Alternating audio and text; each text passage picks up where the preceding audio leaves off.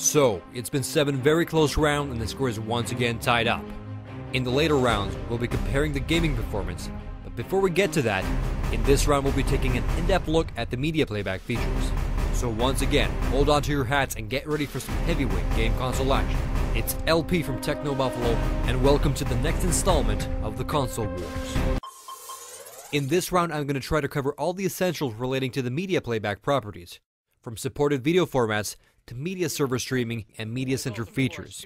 And okay, for the past 7 rounds, it's really been the pink elephant in the room, and there's probably about 1,000 comments about this in this series of videos. What about Blu-ray? And let's get to that first.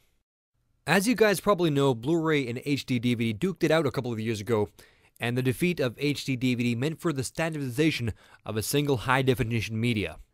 The Xbox 360's HD DVD add-on sold initially for a ridiculous $180. But anyways, I'm not going to be digging up a dead format for this comparison, so you can consider HD DVD gone and forgotten.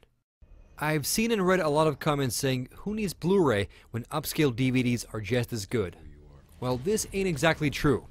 The truth is, if you have a decent 1080p TV set bigger than 32 inches, the difference is significant, even compared to the best upscale DVDs. Upscaling is a process that mathematically matches the pixel count of the DVD signal to the physical pixel count of your TV. Rather than just stretching the pixel aspect ratio, the signal is recalculated to suit the native resolution of your TV set, which results in a nice and clear signal that adds to the resolution artificially. So the amount of pixels in the source content is not magically transformed into HD, it's only the signal. But I do admit some upscale DVDs look great, but the majority of DVDs look nothing like HD, especially if you're watching on a TV set larger than 40 inches. To brush up on the basics of high definition, most of your DVDs are in 480p or 576p. To make an example, your NTSC DVDs usually have a resolution of 720 by 480 pixels. The resolution is the same for your old 4:3 aspect ratio TV, meaning that the pixels are stretched and resized to achieve widescreen.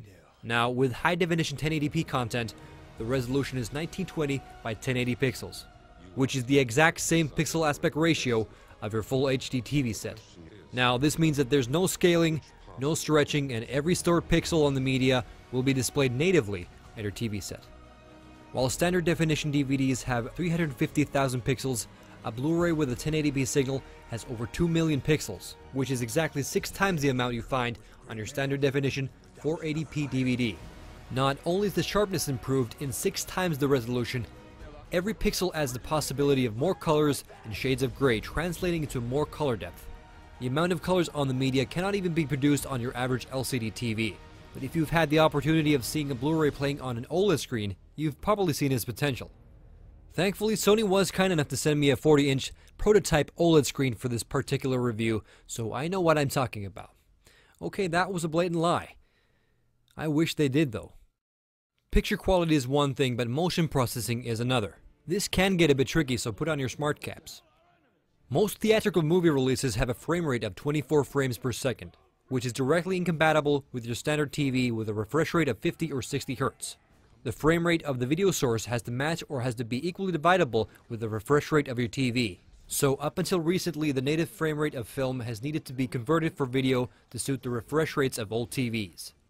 To make an example, for NTSC DVDs, 24 frames per second content is converted to 30 frames per second with a process called 3:2 pull down, where an individual film frame is converted to 2 and 3 alternating fields of video that run sequentially, and it results in an unnatural jittering in the motion.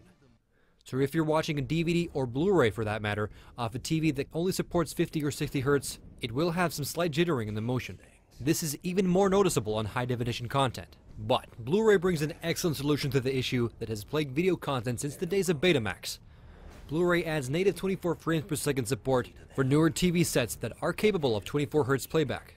24 frames per second playback offers the unadulterated, smooth and constant motion of film. But before you run off and buy a TV with a 24 Hz support, I recommend getting a TV that supports a multiple of 24 Hz. Because of the different technology, 24 Hz on a TV set can flicker a bit. So what you want to do is get the highest multiple of 24 as possible. If your wallet can handle it, get yourself a TV capable of 120 Hz playback. The signal will be converted in a process called 5:5 cadence, where every individual film frame is shown 5 times, which results in near perfect motion. So if you still have the smarts to say upscale DVDs are just as good as Blu-ray, I'm gonna personally come down and whip your ass. I'm kidding, of course. You truly need to be a keen-eyed videophile to take notice of these issues, but once you do, there's no going back. Blu-ray is also the obvious choice for audiophiles as well. It comes with support for the high-definition audio formats, although currently the amplifiers capable of these formats are more expensive than the PS3 itself. And what benefits does Blu-ray bring to gaming? As I mentioned in the GPU round, the extra space equates to less need for compression of textures and other content. So a game like Final Fantasy XIII will be on a single Blu-ray, while on the Xbox 360, it will require 4 DVDs. So no need for swapping discs on PS3. Anyways, it's quite clear that Sony has the edge on disc media format with Blu-ray. Even if the PS3 would lose the current console war, Sony has still won a war which will echo well beyond the current generation of game consoles. Much like the install base of PS2 helped the DVD succeed, the install base of the PS3 has already established Blu-ray as the standard format of high-definition content. It's been up to debate whether digital distribution will compete with Blu-ray. My personal opinion is that while digital distribution will become increasingly popular for renting movies, I don't see myself filling up my hard drives with HD content. I currently own about 800 DVDs and about 50 Blu-rays, and I'm not looking to buy 10 terabytes of storage to replace my physical discs. It's not gonna happen. I enjoy having a physical disc, I enjoy the cover art, and I even enjoy the box it comes in. I guess it's that new plastic smell, who knows. Both the PS3 and Xbox 360 have movie renting services that work great. But because the content is streamed from online, the movies are compressed to quite an extent, and you can notice some compression issues in high action scenes. But I'm guessing the average consumer is willing to pay the same money for the slightly compressed content. Me, I'll probably physically walk a couple of blocks to rent a Blu-ray, which I can get for the same price as the streamed and compressed high-definition movie. This is Vegas. Doing nights we'll never forget.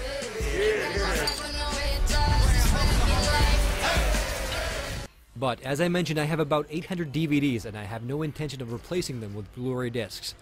So decent upscaling is a benefit. Both systems have scalers capable of upscaling to 1080p, and I can say that both systems do an excellent job.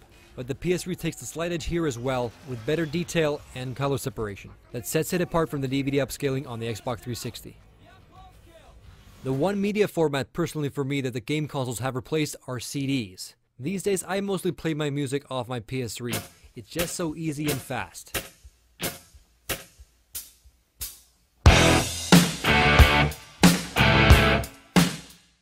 And here's where the PS3 is simply put excellent. It's a miracle worker when it comes to ripping CDs. It can rip even copy-protected CDs with amazing speed. It only takes a couple of minutes to rip an entire CD, and you can even choose the preferred format and bitrate. CD ripping is also possible on the Xbox 360, but it pales in comparison against the speed and features of the PS3. From the standpoint of functionality, accessing media content on the PS3 is extremely fast, and this was one of the reasons why PS3 took round 6. It sometimes just takes too much time to get the content on the Xbox 360. Madness. This is Sparta! I also have to give the PS3 a small compliment for music visualizations, which are subtle and easy on the eyes. Which I can't say about the Xbox 360's almost epilepsy-inducing graphics. But a major benefit to the Xbox 360's music playback is the fact that you can play music in-game in every game. The PS3 and Xbox 360 can both be considered media center devices. You can store and watch content from your device's hard drive, but since the hard drives on the devices are quite limited, it's possible to extend your digital media library and stream content, for example, off your PC. I personally use Nero Media Home with my PS3 and Windows Media Center with my Xbox 360. Streaming content using Nero is pretty straightforward. When your media server is enabled on your PC, an icon will appear automatically on the PS3, and you can access the content using the PS3's own interface. I use this feature a lot and it works mostly without a hitch. You give me an explanation as to why. While the media center functionalities of the PS3 are very good, the Xbox 360 has a major benefit, which is this. As you can see, the Xbox 360 sports the full Windows Media Center experience, and it works great with Windows 7. The interface is slick, stable, and it overall works great. Navigation-wise, it's almost perfect. Both the Xbox 360 and PS3 are capable media streaming devices, but the Xbox 360 may have the slight edge with the slick and streamlined Media Center application.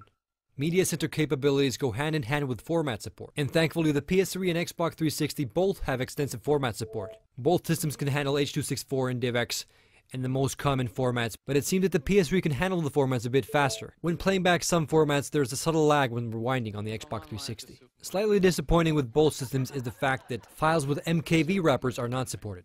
DivX and XVID are probably the most common formats you can find online, but when you download content from online, avoid using illegal torrents, because if you do what you want, cause a pirate is free. You are a pirate. You're our favorite indeed. Being a pirate is a wretched deed. Do what you want, cause a pirate is free. You are a pirate. And that's all I have to say about that. If you are the type to store pictures on your console, the PS3 offers interesting ways of looking at your snapshots. Here's some shots I took with my cell phone the other day.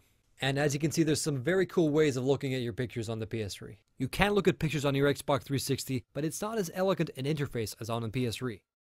If you haven't been living under a rock, you've probably heard about 3D coming to game consoles. At CES 2010, pretty much every TV manufacturer launched or announced their new TV models with 3D support.